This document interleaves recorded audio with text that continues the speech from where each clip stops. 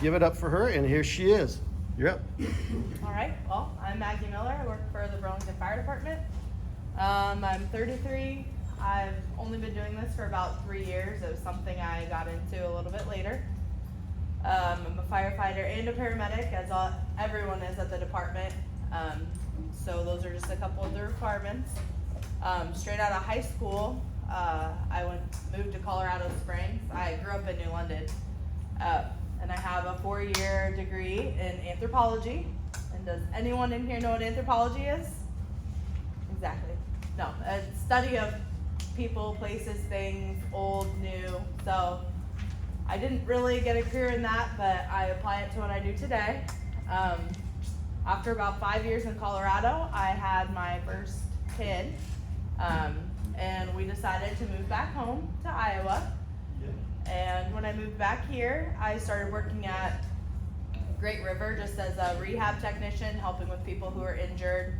It was kind of a slow-paced job for me. It didn't pay super well, and I had a kid to take care of, so I kept looking. Then I became a pharmacy technician, so I was filling people's prescriptions. I did that for about 5 years, and I was just so bored. And I don't know if you guys get bored, or if you think about, like, once I'm done with high school, what am I gonna do? And after about 5 years of just counting pills and just dealing with some unpleasant people, I was like, okay, maybe I can find something new. So it was actually my husband that suggested I go back to school to be an EMT, which is an emergency medical technician. So I enrolled at SCC. I decided to just get another associate's degree in emergency medical services. So the EMT course was only a semester. It was pretty cool. You do some hands-on stuff with the hospital, and you do ride time at the end of your class, so you get to kind of experience what the job will be about. So that happened when I was about 29, and I finished the semester course, and my teacher was like, are you going to go into the paramedic class? And I was like, no, I should work as an EMT, probably, get a couple years in. And he said, no, I think it would be best for you to just move right into the paramedic class. And I was like, okay, sure. So then the next semester, I just started right in the paramedic program. Sorry, I've been sick for a week and a half, so my voice is kind of crappy. But the paramedic program is 3 semesters long, and I started doing that, and at that time still had no knowledge of the Burlington Fire Department really. That wasn't on my radar, wasn't thinking about firefighting at all.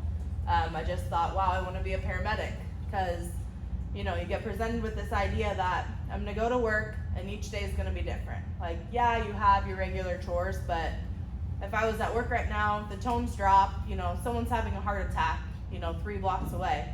And then the next morning, it's somebody's having a baby, someone's hasn't stopped throwing up for a week, So it's always changing, it's always new, it's always exciting.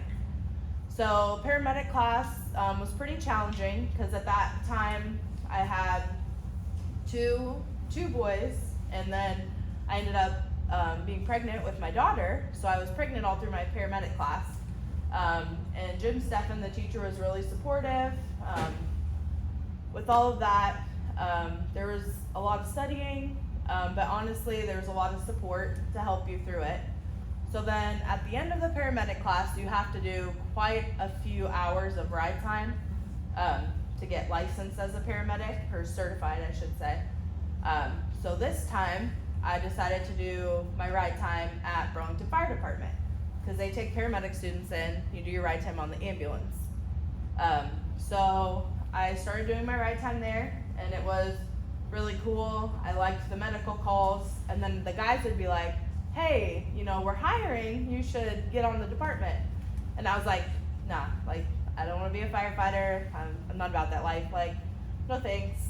And this happened every day I would come in for my ride time, because I think you have to get 256 hours on the ambulance. And then finally one day, Chief Trexel, which is my fire chief, he came in and he said, you really should think about it. You get along great with everyone here. And then you start talking about the benefits of the job, and I know that's something you guys don't think about at all because I didn't think about it. You're on your parents' health insurance. Your parents pay for your cell phones, probably car insurance, everything. Well, I had 3 kids, and I was like, all right, let me know about some of these benefits. So, like every month, the city gives us an allotted amount towards our health insurance, which comes to around $1,500. So like out of pocket, I'm not paying anything, and I have 8 people under me on my health insurance, which is really cool. Once again, I know you guys don't think that's cool, but when you're old, it is. We start off with 5 vacation days a year, and so our schedule is kind of interesting. We work 24 hours on and then 48 hours off. So when we take a vacation day, you kind of get like 5 days off in a row. So that was another selling point for me. And then throughout the year, you earn compensation days. So you earn 10 days throughout the year, 10 24-hour days that you can take off after you earn them. So you get a good break, you can get out of the job for a little bit and get away. So those were some of the selling points, and I was like, okay, like I'll give it a try. So the process to get hired, we had to fill out the application, submit a resume, we had to do a physical test, and then we had to do a written test. So I was a little apprehensive about the physical test because I had a baby in May and the physical test was in July. But it just involved like a stair climber machine. Have you guys seen those? You wear like a 75-pound weighted vest and you have to climb this stair climber machine for 3 minutes. And then after you're on that, you get off, you get 25 pounds off your weight vest, and then you complete like a little obstacle course. You're using like a sledgehammer, you're carrying heavy weights, you raise a ladder, you do like a dummy drag, and then there's a time limit, and then after that, if you get within the time limit, you pass. So you pass your physical test. So I went in to do it the first day, and I was doing the stair climber, and the chief was like he was there, he encourages like the new hires, the people applying, and he just kept like talking to me while I was on the stair climber, and I was like, yep, and talking too much, so like I ran out of all my energy, and I got done with the stair climber, and I was like, I'm not gonna do it, I'm too tired, I'm not gonna make it through the rest of the test. But like the guys on the department were like, no, just go through it, it's okay, it's fine, you didn't pass, but still, go through all the steps and see what it's like.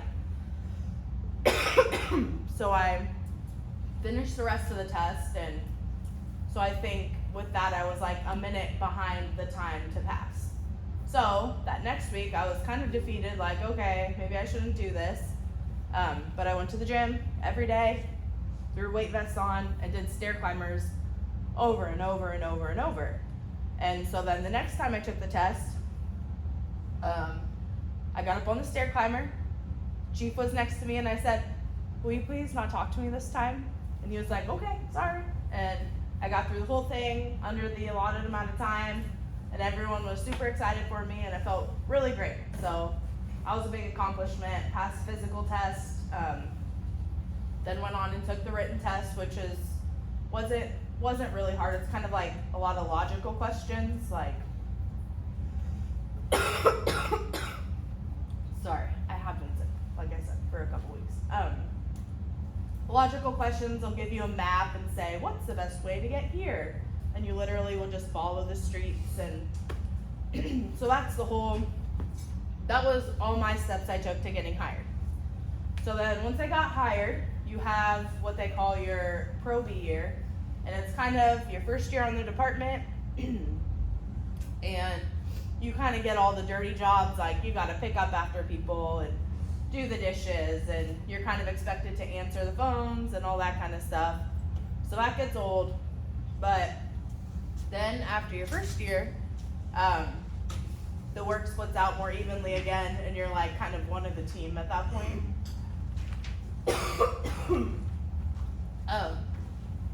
So our day-to-day life at the fire department, it's kind of fun. Like, not every day is fun. It's work too. But when I leave home, I'm leaving 4 young kids. But it's not hard to do for 24 hours because I'm going in, and like my shift that I work on, I'm on shift 2. We're a really tight group. So what we'll do is we'll come in, we have like our morning meeting, and then we'll just kind of talk about life a little bit right after the morning meeting and sip our coffee, and then go out and we'll do like rig checks. So we'll check in our ambulances, check in the fire trucks, and then someone usually cooks a big meal. So at lunch, we'll all sit down together, we eat, we talk, we joke. Could I have that water that you offered me earlier, please? You guys are great. I'm all getting COVID. And then we do the same thing at dinner time. If it's been a hard, stressful day, sometimes we'll get together, try to watch a movie. But so throughout this whole scheduled day, thank you so much. The tones drop, you know. Your emergencies break up the day. So you and your partner go out, work the medical calls, and so your days can be really busy. But honestly, it's really rewarding. People take advantage of the ambulance. So you're gonna go to some calls that you're kind of like, okay, why are we here? There's other stuff going on. Like, this is not serious. You hurt your toe, but I can't help you.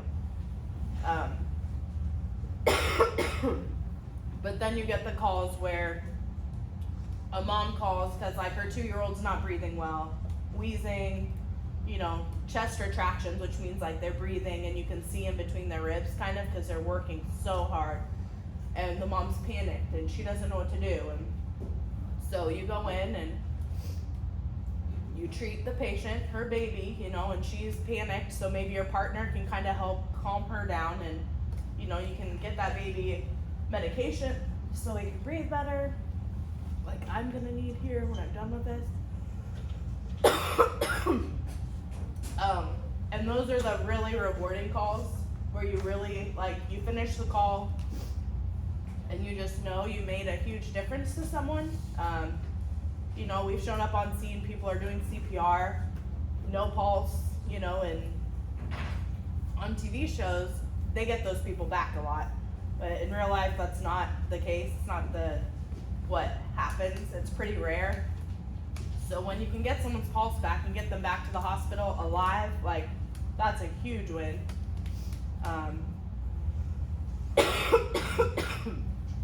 And those are the calls that make it worth it. The hard calls, the crappy calls, the calls that don't seem to matter, that you're like, ugh. Everything just balances out. So, yeah. So I don't really know what else to say. Paramedic is just a whole higher level than EMT, so I can intubate people, give people meds to put them to sleep. Intubation's putting a tube down their throat, breathing for them.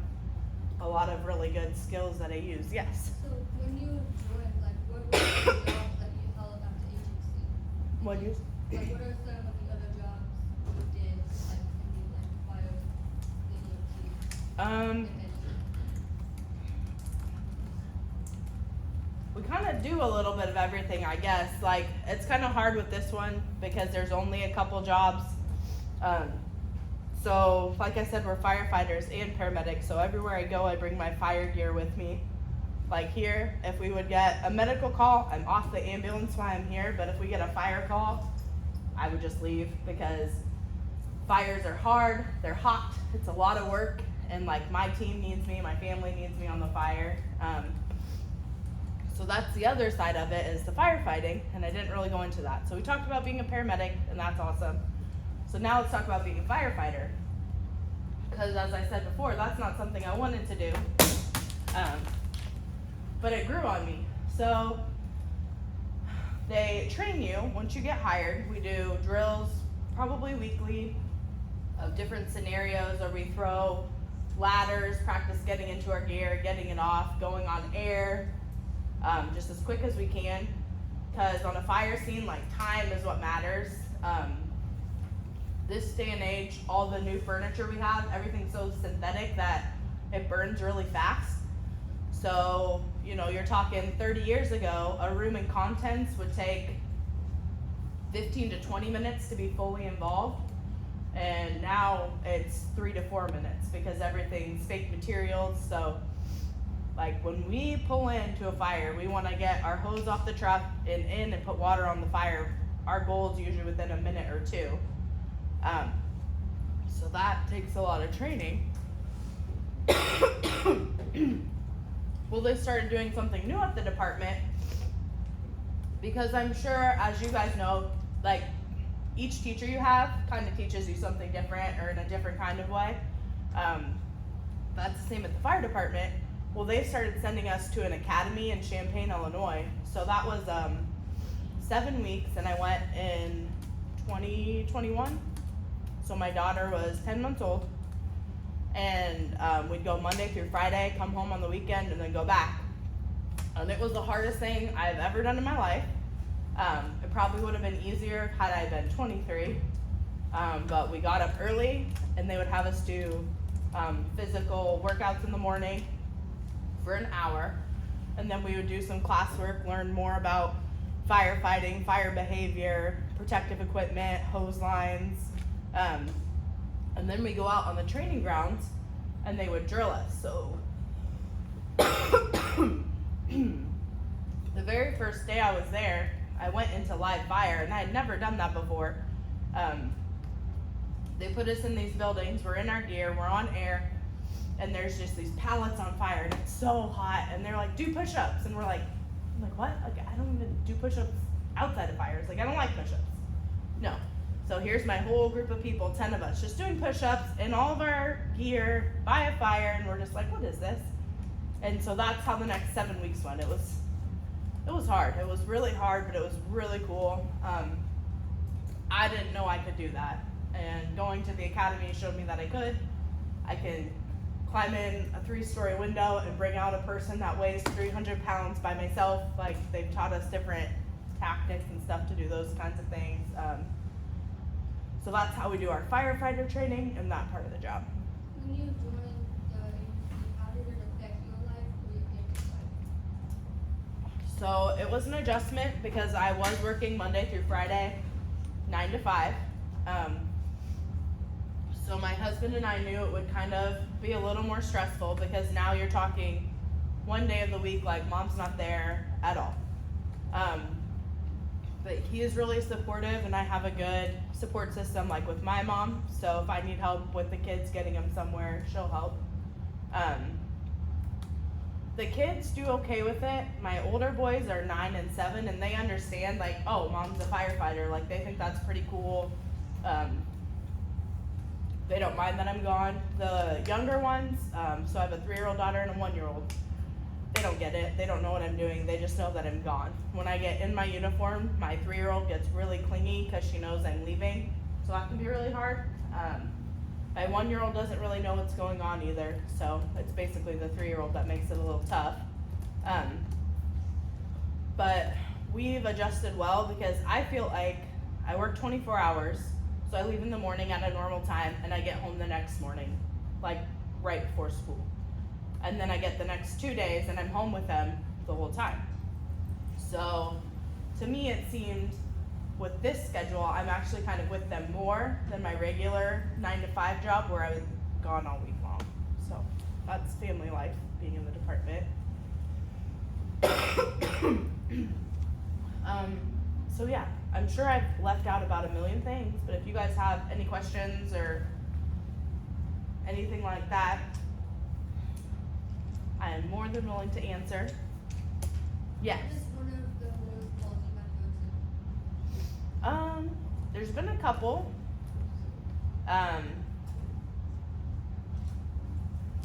It was one of the worst and best. We had some misinformation from our dispatch, and it came over as a 2-person car crash in Illinois.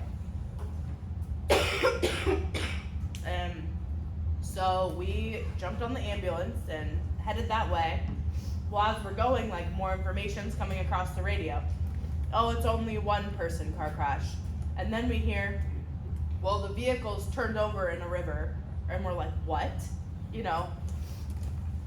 So then we're hurrying a little more. Well, we get there, and the vehicle had overturned in a ditch that was filled with water. But then we were getting information like, well, nobody saw it happen. We don't know if anyone's in there, you know.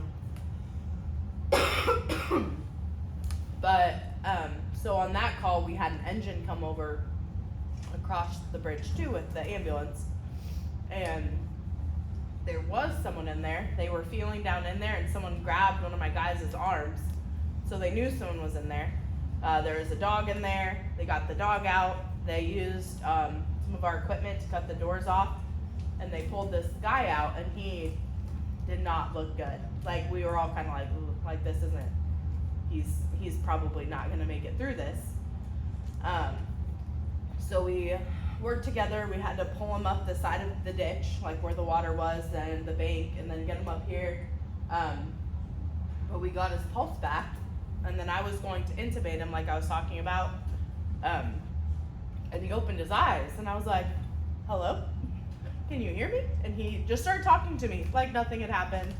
So it was a really terrifying call because of everything that was going on, but it ended up well because he just started talking. He could tell me his name. He was a diabetic, and his blood sugar had dropped, and when his blood sugar drops, he likes to go for car rides. And he passed out, flipped his car into the water, but he had a happy ending. And I'm pretty sure they sent us cookies, so it was a good day. Any other questions? Sorry, I really am sorry that I keep coughing so much. I have not talked this much in a long time. Have you had any adversities in being a female firefighter? What? Have you had to face any adversities in being a female firefighter? Sometimes, some of the older male patients will pick up when they see like me, which I'm the biggest female that's on the department. We've got some like smaller girls like, and they're like little. When they get seen, like a lot of the guys will be like, oh, like they can't pick me up or whatnot. But like these girls are strong and tough and lift a lot. So sometimes because we're females, they'll think that we're not capable of doing the job, or they'll want to, help us, help us. And so sometimes as females, I don't know if you guys experience this, but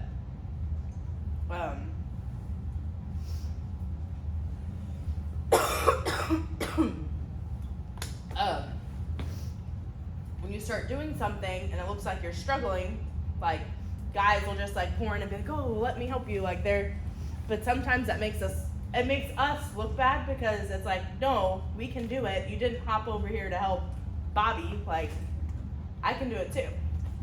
So as a female, that's kind of one of the things we have to remind them. Now me, I don't need to prove myself, so if you're gonna offer to help me, like I'm like, okay, thanks, yep, go ahead. Like I fooled you, because I know I can do my job. But yeah. So as a female, I would say that's one of the biggest things. It's a lot of the older gentleman patients that'll make the comments about like, oh, you're driving the ambulance, like, oh, they let females drive, and you're like, ah, that's so funny. Like I haven't heard that one before. But I've never actually been like really disrespected. But I've had coworkers who have, or have felt uncomfortable in the back with like an intoxicated gentleman like being handsy or something like that. And a lot of times we'll like switch partners. Because like there's not a ton of females on the department, so I'm usually on the ambulance with a guy. And if I've ever felt like uncomfortable with a patient, we'll just switch places and they'll take my call for me and then I'll take the next call. What's some of the advantages Advantages of being a female. We have a much different perspective. There haven't been a lot of females in the fire service. It's just a really low percentage. So I would say females tend to be more empathetic. So where a lot of my partners, the guys, will lose their tempers with the little old ladies or, you know, the routine calls, like, I'm good at talking with all the patients, and I have patience, so that makes things a lot easier. I don't have as much fear. Like, a lot of the guys get nervous about talking to, like, our lieutenants or captains or battalion chiefs or our deputy chief or chief, and I was a little bit older when I got hired. I've been through life. I have some kids. So for me, it's just been an advantage starting my career from that point, because if I see something, I say it. If something's wrong, I let someone know. And a lot of my guy coworkers won't do that because it's seen as weak sometimes. And that's a toxic thing that I think culture is trying to change. But a lot of times, you know, the guys will think it's weak to complain that they're hungry after we've been training all day or whatever. Whereas I'm like, hey, we've been training, like, everyone needs food, we need to eat. So I think being a female kind of helps in that aspect, and they listen a little more because it's new to them. Yeah. Also, you have less people to share a room. Nope, actually, we're all in the same dorm. Serious? Yep. Oh. So I don't know if any of you have heard, but they're working on building us a new station. It just has to get approved in a vote. And in the new station, the design is like each person, guy or girl, gets their own little dorm room. Oh, wow. Mm-hmm. That'd be nice. Right now it's station 1. It's a shared common dorm room, and there's like walls that go like up like this high. And everyone sleeps in there, male, female. You know, we all have the beds we like to sleep in. And it hasn't, when I first got hired, it was a little awkward because like I didn't know any of the guys. And so I'm like, okay, like I'm in the same room as you people and I'm sleeping. But like I said, at this point, they're my second family. Like, they know more about me than my best friends at this point. And yeah, but they do have separate locker rooms and everything like that. Guys, if this is too much for you, you don't have to listen, but I had a baby recently. She's a year old. So when I came back from maternity leave, I was breastfeeding and had to pump and do stuff like that. They found a room for me to do it in. They gave me a little fridge. They gave me time to do it. They haven't had to deal with stuff like that before because there hasn't been a female that stayed really after she had a small baby. So the officers and like the chiefs, they're working really hard to make it a welcoming environment for everyone in any situation, which has been really cool because I couldn't have worked. I couldn't have worked if they would have said, sorry, like you can't do that. You can't breastfeed or something, you know, we don't have time for that. We can't make arrangements.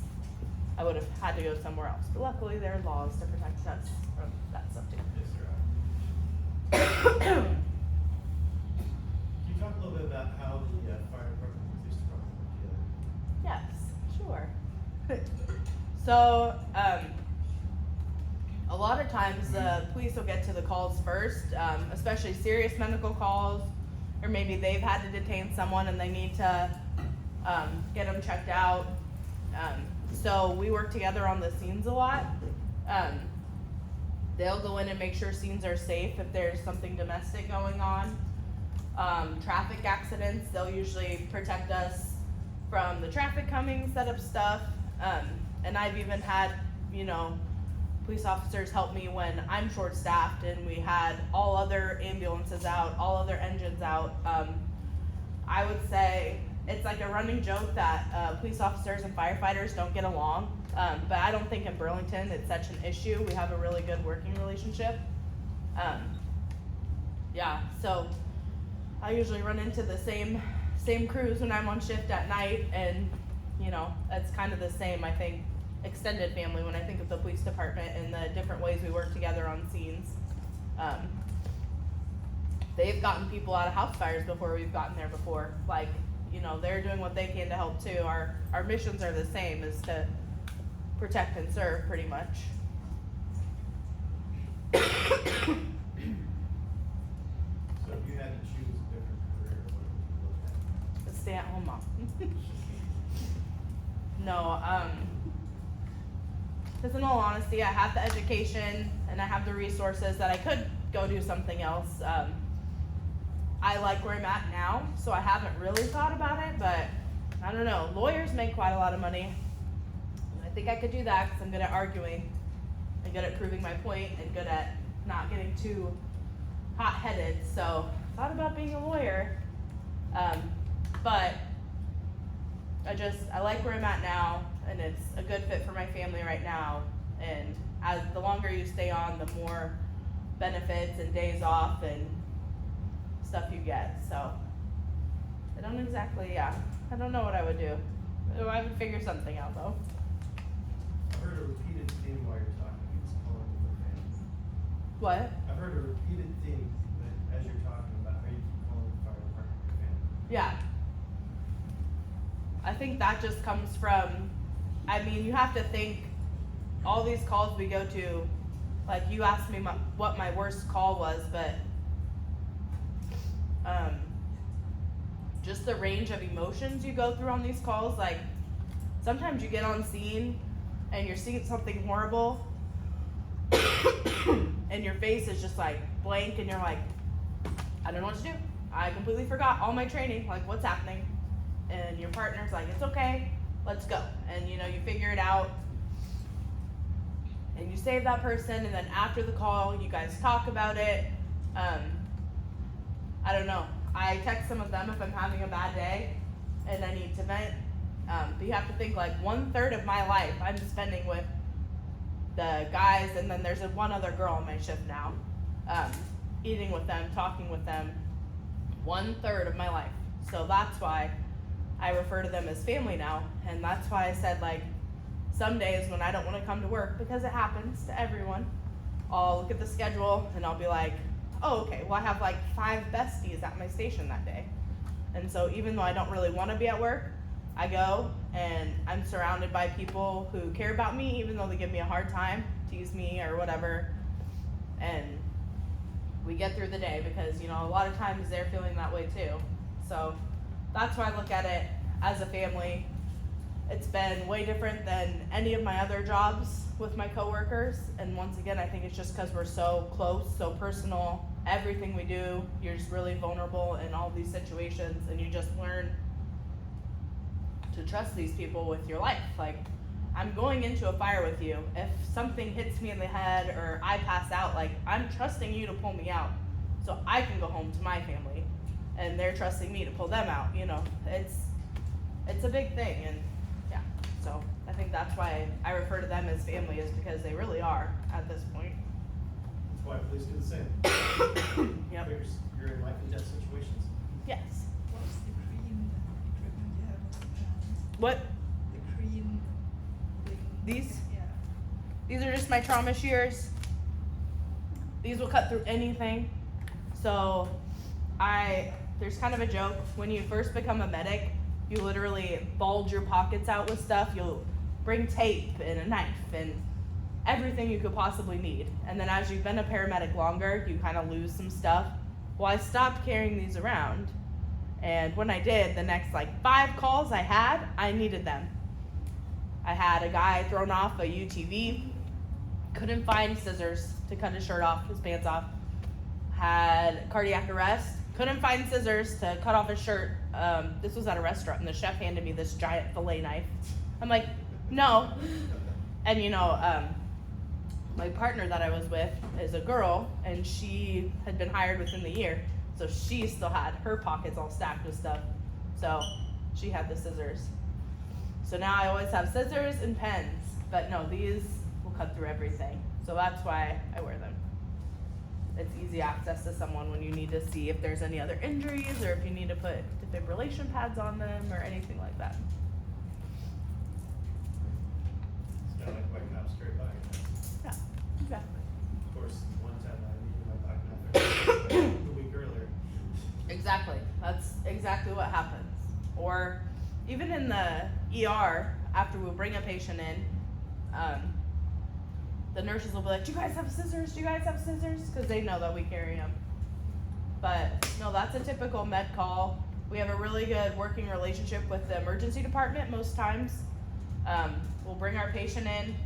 Usually a nurse meets us in the room they assign us to, and we'll give like a handoff report, how the patient is, what we did to intervene. And then a lot of the doctors they have out there now are willing to talk with us about patient care, what we should have done different, what they would like to see from future calls. So it's really nice because we're always learning. There's always something new coming out in EMS, new treatments, better ways to handle CPR, unresponsive patients, pediatrics. It's always changing. So that's kind of what's cool about it. And I will throw in a little snippet, like being a paramedic, I'm allowed to make my own treatment calls as long as it's within like our protocols. So I have like a set of guidelines I have to follow. But like I'm making those decisions that I studied so hard to learn about to get the best patient outcome. So it's pretty cool to think that I get a patient, I can start an IV, give them medications to help them. I can do all of that without calling the doctor and asking. And then I just tell the doctor what I did when I get there. And he's either happy or mad. So overall, would you say being a firefighter is rewarding? It is. It's a very rewarding career. There's nothing quite like fighting a fire for 5 hours and then finally getting it extinguished. You're picking all your stuff up and then just, you're so tired, and then the calls keep coming the rest of the day. But you finish your shift and like you know that you've done something good that day. So it's very rewarding. I'm proud of the job that I have. My kids are proud. My parents, like, they're embarrassing, they brag, which is silly because it embarrasses me. But they're like, oh, my daughter's a firefighter or something. But it's pretty cool. So if anyone's interested, there's lots of pathways you can explore it without actually doing it or getting certified. You know, they let riders on the ambulance and stuff like that. So Talk a little bit about the support program for nurse patients. That's a good way to get into it. yes, it is. We have people, they'll ride third on the ambulance, and you literally will just come in to the calls with us, and we kind of just ask that you like stand back and kind of watch. We make sure you're safe, but you would get to see everything that happens, the treatments we provide. You see some of the situations that people live in or conditions. It's not glamorous. It's not what it is on TV. I used to think maybe it would be like that, but it's absolutely nothing like that. Like, it's not a glamorous job, but it is rewarding. So The pay's nice too. yeah, well, it could be better, but Yes. the benefits are great. The pay, we can work on that. It's getting better. You guys ever heard of a union or being in a union? Or so the police department and the fire department, we're unionized. So if you are getting treated unfairly, or if you're getting put in like repeated unsafe scenarios with like your captains or anything, like we have a really supportive union president, and basically they stick up for you. They go into your boss's office with you and they'll say, hey, why are you doing this? This isn't fair. Like, they tell you life's not fair, but in a union they try to make it as fair as possible. So that's another really great benefit, is having a union backing you, knowing that they care about your safety. A lot of stuff has come out lately with firefighter health. Cancer is one of our leading causes of death, along with like cardiovascular injuries, so heart attacks, because it's such a high stress job. Well, they found out that there's a lot of like, have you heard of forever chemicals? PFAs. They're just these tiny little particles that get in your body and just tear it up, basically. So we're exposed to a lot of that, but the way we handle things is a lot different than they used to. So after a house fire, now we spray ourselves off, get all that gunk off, we wash our gear, and these huge extractors with special cleaners. Before it was like a badge of honor to have like super dirty gear, because like that meant you worked hard, you went in the fire, and you got cancer a lot more often. So we've gotten away from that. They're looking into improving the gear so it still works well, but it's not have all the harmful chemicals in it, because they actually found out the gear itself, what it's made of, is really unhealthy for us. So now the national or the International Firefighters Union is kind of fighting the companies that knew they were putting these harmful chemicals and stuff in the gear we wear to be protected, and there's actually a lot of lawsuits going on right now, so that's kind of cool. Yeah. So when you're all geared up, how much weight do you put on? I think they say it's about 50 pounds, and then it just depends what tools you go in with. So when you go into a fire, if you're not on the hose line, you want to have a tool in case you get trapped or you need to break into something. So you have that, and you have your air pack. It is hard to move around in your gear. It just makes you stiff and bulky and stuff. Like, they make it look easy, but we all kind of struggle with it. It's not comfortable, but it's just something you have to do. So yeah, it adds a lot of weight and it makes you less flexible and you're not moving as fast. So it kind of has its downsides too. So what else all the gear that you carry into, like your turnout gear, what all those? Like what is all in my turnout gear? What do I take extra? What do you take extra? So our turnout gear is boots, pants, coat. I have a hood, and then an SCBA, which is like a scuba mask, but you're not underwater. And then a helmet. And then in my pockets, I carry like a door chalk, so I can keep doors open if I need to.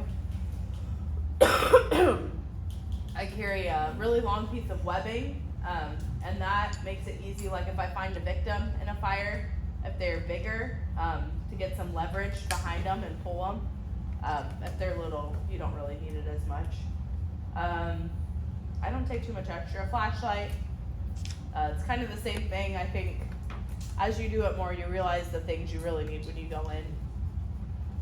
A lot of times it's just water in your hands. So, yeah. Kinda like telling the police rookie or veteran officer. Yeah.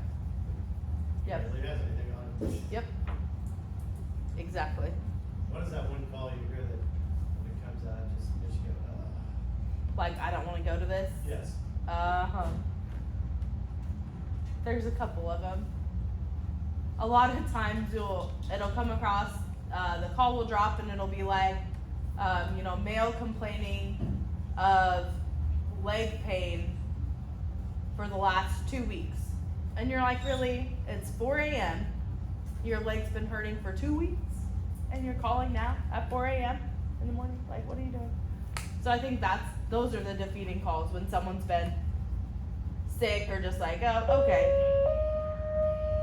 we can hear one. Let's see what happens. It's a West Burlington call, so it's longer pause. Burlington, Hamilton, West Burlington Fire, respond to 417 West Burlington Avenue. Conscious female having chest pain. The caller was not on scene, said that she's possibly out on the back deck. In 417 West Burlington Avenue, for a conscious female having some chest pain, said he was not on scene, but said that the patient may be out on the back deck. The residents there. So that's how a call starts. We get that information, and then based on where the address is what ambulance will go out to it. So that's our Station 3 ambulance. They'll go to that, 2 paramedics, chest pain. So that call would look like putting her on our heart monitor, doing an EKG, a 12 lead, to make sure she's not having a heart attack or anything like that. If she's having chest pain, we give her aspirin. If her blood pressure is high enough, we'll give her nitroglycerin. And if she's still having pain, we'd probably give them morphine, and then we just get them to the hospital quick.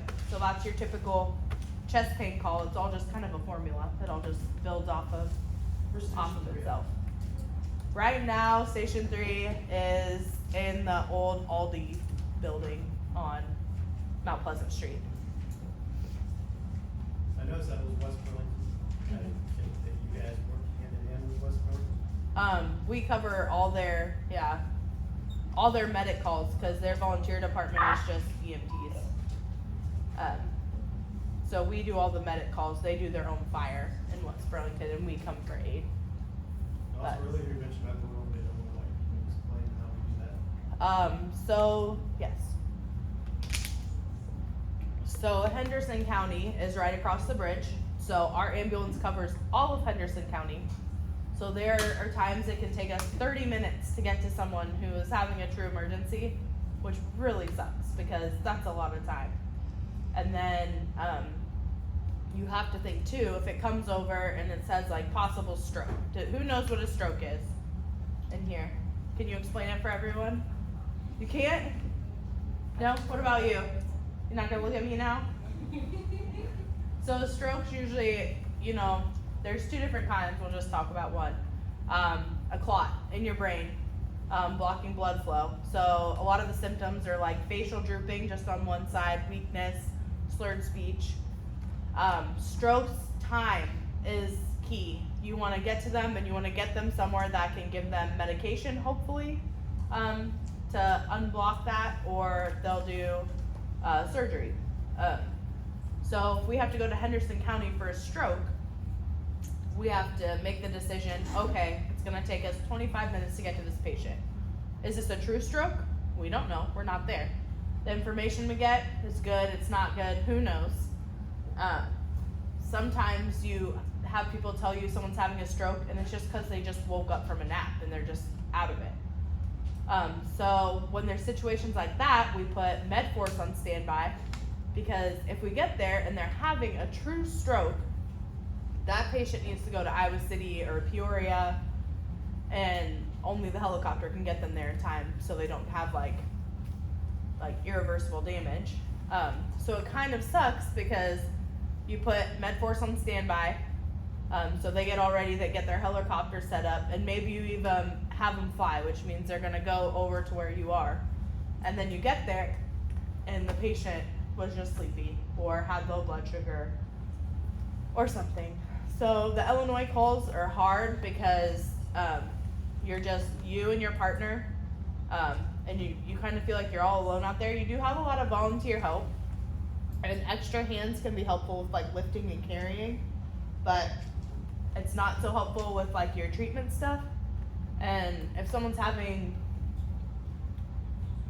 I don't know, so if CPR is in progress, let's say, all the things I need to do as a paramedic, I have to do the chest compression. So let's say there's two of me, and I have to go to Illinois. So we get there, and the wife was doing chest compressions on the guy. So me or my partner has to take over chest compressions. And then we have to worry about the patient's airway. Obviously, he doesn't have a pulse, he's not breathing, so we have to fix that. Sometimes patients' jaws are locked, so then you have to, okay, so he's having a heart attack, I have chest compressions, I need to start an IV. I have to start an IV and give him epinephrine, because that's gonna help with his heart. I have to put leads on him, so I can see what his heart's doing. At the same time, I need to figure out how I can be bagging him too. So I'm bagging him, and my other partner's doing compressions. Now what? How do I give him medicine? How do I start my IV? How do I do anything? There's only two of us. So sometimes, you put the bag down and you have to start your IV and then give him a couple breaths and put the bag down and give him the medicine, So, whereas when we're in Burlington, if there's a cardiac arrest in Burlington and someone's unconscious, the engine company will come too. So usually you'll have up to 4 paramedics on one call. So then you have 4 sets of hands doing something and helping, as opposed to 2, and it makes a world of difference on the calls where you're doing 100 things at one time, because patient care suffers when you only have 2 hands working on someone in critical condition. So that's one of the hard parts about going to Illinois. What's some of the stuff you have to do to prep for the helicopter to come in? if we're lucky, there's usually already like a sheriff on scene or someone that can set up a landing zone. But if not, we have to set up a landing zone, which I think is like during the day can be like 50 by 50, and then at night it's like 100 by 100 square thing. You have to make sure there's no overhead obstructions, anything like that. And so you set up the landing zone, and this is like worst case scenario. If there's no one there helping you, then I only have one paramedic helping the critical patient, and then the other one would have to be doing all the helicopter stuff. But usually law enforcement will set up our landing zone, or the volunteer fire department sets up our landing zone. There's not much other than that.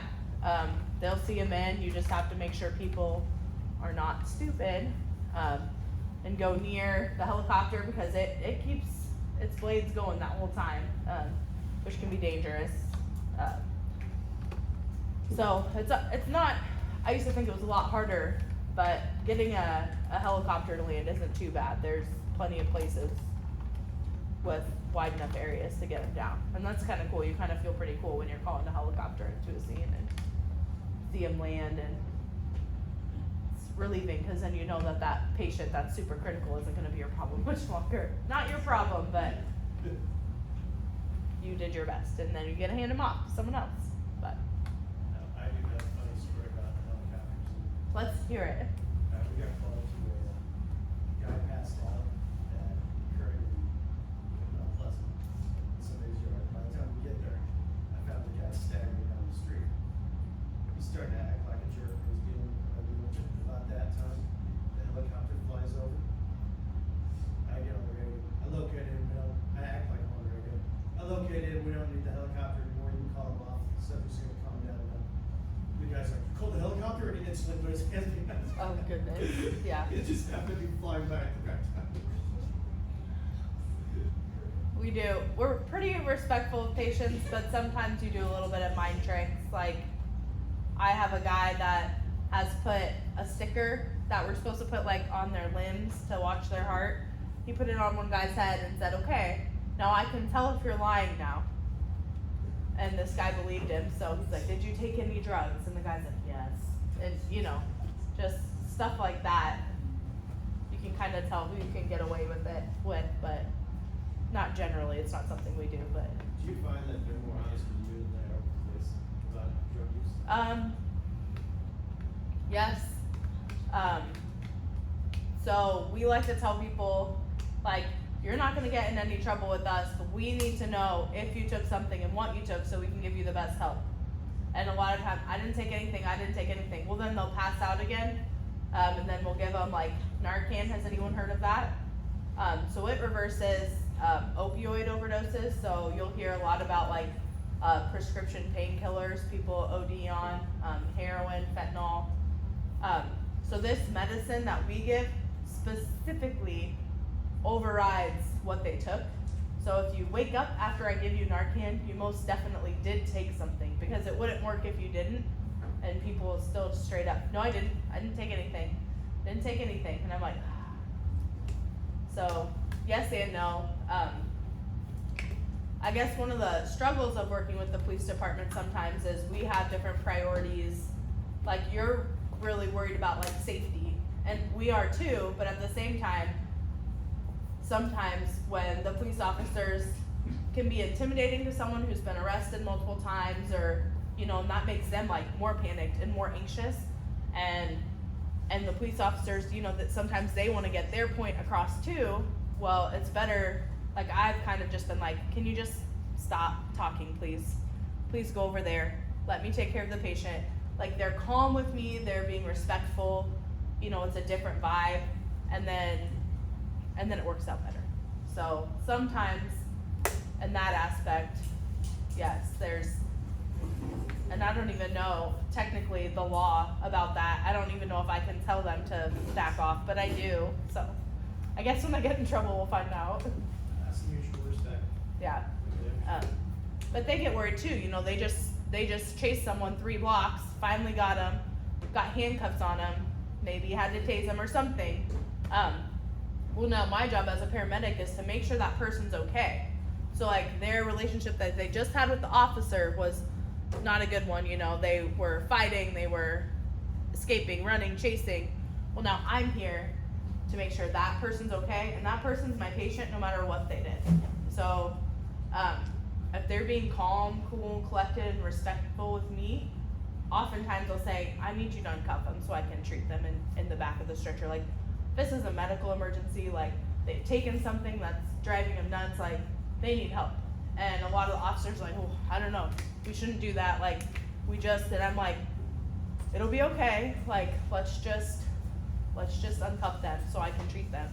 And not yet, I know it will happen, but every single time that we've done that with a patient, I have not been assaulted, attacked, they've not tried to get away.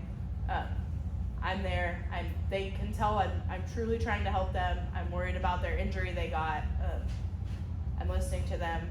So that's another way we can work together too.